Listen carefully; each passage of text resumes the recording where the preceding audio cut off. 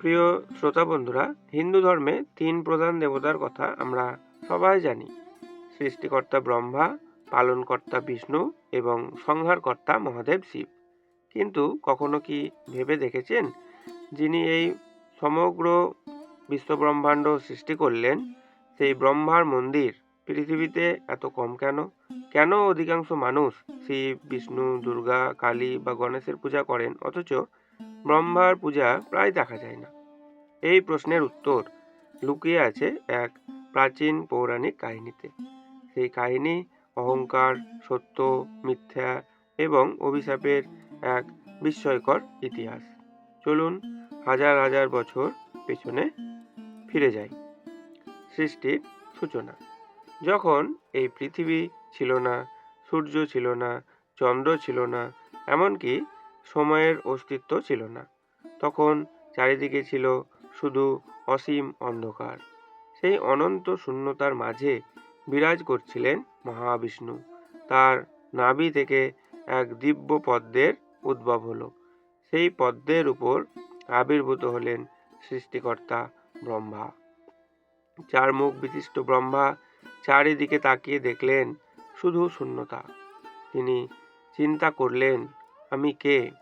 আমাকে কে সৃষ্টি করেছে? আমার কাজ কি? দীর্ঘ তপস্যার পর তিনি উপলব্ধি করলেন যে তার কর্তব্য সৃষ্টি করা। এভাবেই শুরু হলো বিশ্ব সৃষ্টির মহান কর্মযজ্ঞ। অহংকারের জন্ম। যুগের পর যুগ কেটে গেল। ব্রহ্মা অসংখ্য জীব, গ্রহ, নক্ষত্র ও দেবতাদের সৃষ্টি করলেন।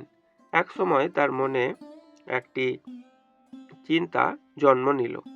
তিনি ভাবলেন, এই বিশ্ব তো আমি সৃষ্টি করেছি, তাহলে আমি তো সর্বশ্রেষ্ঠ। ধীরে ধীরে সেই চিন্তা অহংকারে পরিণত হলো। অন্যদিকে পালনকর্তা বিষ্ণুও বিশ্বকে রক্ষা করার মহান দায়িত্ব পালন করছিলেন। একদিন ব্রহ্মা ও বিষ্ণুর মধ্যে তর্ক শুরু হলো। ব্রহ্মা বললেন, আমি সৃষ্টিকর্তা, তাই আমি শ্রেষ্ঠ, সর্বশ্রেষ্ঠ। বিষ্ণু শান্ত কণ্ঠে বললেন, সৃষ্টি গুরুত্বপূর্ণ, কিন্তু তাকে রক্ষা করাও সমান গুরুত্বপূর্ণ। তর্ক ক্রমশ বাড়তে লাগলো। স্বর্গলোকের দেবতারাও উদ্বিগ্ন হয়ে পড়লেন। রহস্যময় জ্যোতির স্তম্ভ। ঠিক তখনই হঠাৎ আকাশ কেঁপে উঠল। পৃথিবী, স্বর্গ এবং পাতালকে ভেদ করে এক বিশাল অগ্নিময় জ্যোতির স্তম্ভ আবির্ভূত হলো। তার শুরু কোথায়, শেষ কোথায়, কেউ দেখতে পেল না। সেই জ্যোতির আলোয় সমগ্র সৃষ্টিজগৎ আলোকিত হয়ে উঠল। ব্রহ্মা ও বিষ্ণু বিস্ময়ে হতবাক হয়ে গেলেন। তখন আকাশবাণী শোনা গেল যে এই জ্যোতির্স্তম্ভের শেষ খুঁজে পাবে সেই প্রকৃতপক্ষে সর্বশ্রেষ্ঠ। অনুসন্ধানের সূচনা। বিষ্ণু সঙ্গে সঙ্গে বরাহ রূপ ধারণ করলেন। তিনি নিচের দিকে পাতালের গভীরে যাত্রা শুরু করলেন। অন্যদিকে ব্রহ্মা হংস রূপ ধারণ করে আকাশের দিকে উড়তে লাগলেন। দুজনেই সেই জ্যোতির স্তম্ভের শেষ প্রান্ত খুঁজতে বেরিয়ে পড়লেন। বিষ্ণুর উপলব্ধি। হাজার হাজার বছর ধরে নিচের দিকে যেতে থাকলেন বিষ্ণু, কিন্তু স্তম্ভের শেষ কোথাও দেখা গেল না। অবশেষে তিনি বুঝতে পারলেন, এটি কোনো সাধারণ শক্তি নয়, এটি অনন্ত। এর শেষ খুঁজে পাওয়া অসম্ভব। তিনি বিনয়ের সঙ্গে ফিরে এলেন। ব্রহ্মার সাক্ষাৎ। এদিকে ব্রহ্মা আকাশের অসীম উচ্চতায় উড়ে চলেছেন, কিন্তু তিনিও শেষ প্রান্ত খুঁজে পেলেন না। হঠাৎ তিনি দেখতে পেলেন একটি সুগন্ধি ফুল ধীরে ধীরে নিচে আসছে। সেই ফুল ছিল কেতকী ফুল। ব্রহ্মা জিজ্ঞাসা করলেন, তুমি কোথা থেকে আসছো? কেতকী বলল, আমি বহু যুগ ধরে এই জ্যোতির্স্তম্ভের শীর্ষদেশ থেকে নিচে নামছি। ব্রহ্মার মনে তখন এক কৌশল এলো, মিথ্যার আশ্রয়। ব্রহ্মা কেতকী ফুলকে বললেন, তুমি কি আমার সাক্ষী হবে? তুমি বলবে যে আমি জ্যোতির্স্তম্ভের শীর্ষে পৌঁছেছিলাম। কেতকী প্রথমে দ্বিধায় পড়ল, কিন্তু শেষ পর্যন্ত সম্মতি দিল। দুজনে একসঙ্গে ফিরে এলেন। সত্য ও মিথ্যার বিচার। ফিরে এসে বিষ্ণু সবার সামনে বললেন, আমি জ্যোতির্স্তম্ভের শেষ খুঁজে পাইনি। আমি পরাজয় স্বীকার করছি। কিন্তু ব্রহ্মা বললেন, আমি শীর্ষদেশে পৌঁছেছিলাম, আর কেতকী ফুল তার সাক্ষী। কেতকীও সেই মিথ্যা সাক্ষ্য দিল। দেবতারা অবাক হয়ে গেলেন। মহাদেবের আবির্ভাব। ঠিক তখনই সেই জ্যোতির্স্তম্ভ ভেঙে বেরিয়ে এলেন মহাদেব শিব। তার তৃতীয় নয়ন থেকে জ্বলন্ত আগুন বিচ্ছুরিত হচ্ছিল। সমস্ত দেবতা ভয়ে নতজানু হয়ে পড়লেন। শিব বললেন, বিষ্ণু সত্য বলছে, কিন্তু ব্রহ্মা মিথ্যার আশ্রয় নিয়েছে। তিনি জানিয়ে দিলেন যে সেই জ্যোতির্স্তম্ভ আসলে তারই অনন্ত জ্যোতিরূপ। সবকিছু তিনি প্রত্যক্ষ করেছেন। অভিশাপ। মহাদেবের কণ্ঠ বজ্রের মতো গর্জে উঠল। তিনি ব্রহ্মাকে বললেন, তুমি সৃষ্টিকর্তা হয়েও মিথ্যা বলেছ। অহংকার তোমার বিবেককে অন্ধ করেছে। তারপর তিনি অভিশাপ দিলেন, পৃথিবীতে তোমার পূজা খুব কম হবে।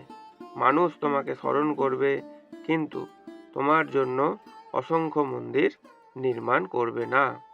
এরপর শিব কেতকী ফুলের দিকেও তাকালেন। তিনি বললেন, তুমিও মিথ্যার সাক্ষী হয়েছ, তাই আমার পূজায় তোমাকে গ্রহণ করা হবে না। লোক বিশ্বাস অনুসারে এই কারণেই শিব পূজায় কেতকী ফুল ব্যবহার করা হয় না। ব্রহ্মার অনুতাপ। অভিশাপ পাওয়ার পর ব্রহ্মা গভীর অনুতাপে ভেঙে পড়লেন। তিনি উপলব্ধি করলেন, এক মুহূর্তের অহংকার আমার সমস্ত মহিমাকে ম্লান করে দিল। তিনি মহাদেবের কাছে ক্ষমা প্রার্থনা করলেন। শিবের হৃদয় করুণায় ভরে উঠল। তিনি বললেন, তুমি সৃষ্টিকর্তা হিসেবেই সম্মানিত থাকবে, কিন্তু এই ঘটনা যুগে যুগে মানুষকে সত্যের শিক্ষা দেবে। ব্রহ্মা ও সাবিত্রী দেবীর অভিশাপের কাহিনী। এক সময় সৃষ্টিকর্তা ব্রহ্মা পৃথিবীর কল্যাণের জন্য এক মহাযজ্ঞের আয়োজন করেন। যজ্ঞের স্থান ছিল পুষ্কর।